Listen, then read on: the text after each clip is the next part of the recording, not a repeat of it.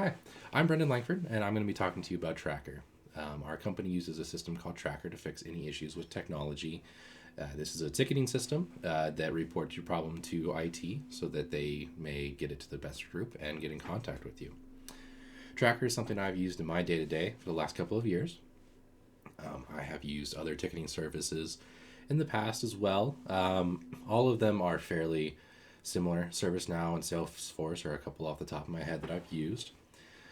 Creating tickets with relevant info is something I've become adept at over the last 5 years of working in the IT field, and I find that it is very important to get that relevant info into a tracker. We've all experienced some tech issues and potentially had some issues getting a hold of somebody to fix them. With this system, the process should be streamlined, and it will make getting contact with IT much easier, as well as seeing exactly where your ticket is in the system and how close it is being resolved.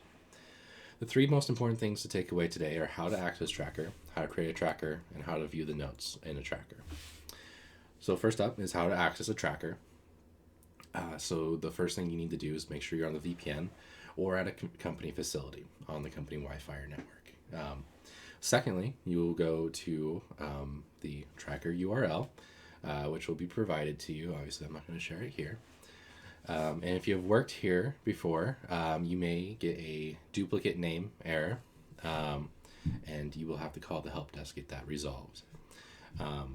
So now we have access Tracker. What do we do once we've accessed Tracker?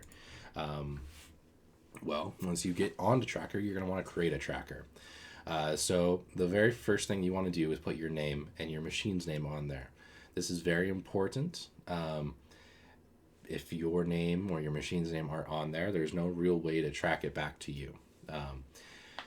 You definitely want to try to make sure that you code this correctly for money purposes. You want to make sure that you're not charging the wrong project or the wrong team for work that a different team's going to be doing.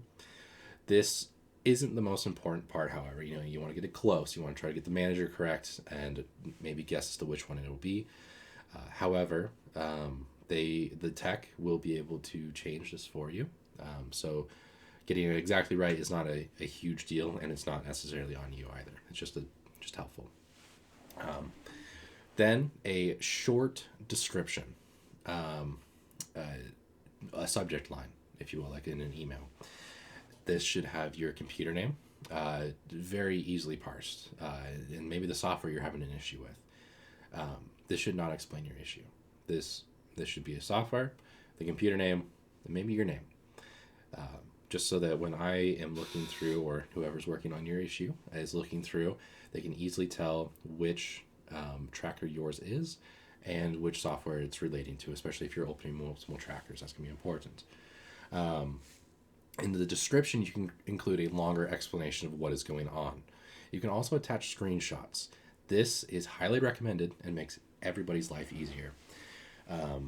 If you write a long-winded speech about what happened without a screenshot, oftentimes the tech will still have to call you and remote it into your computer to figure out exactly what's going on.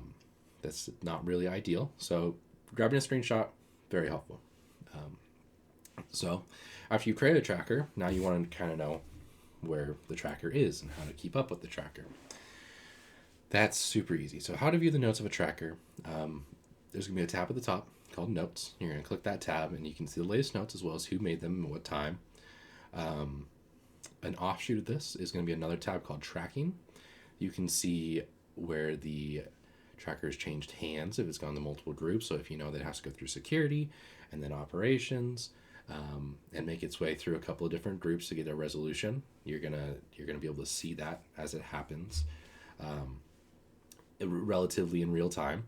And you'll also be able to see who made the last note and who the workers are on the tracker, so that if you're trying to get an update and the notes aren't really making sense to you, you can reach out to that person and see if they can make some more sense for you.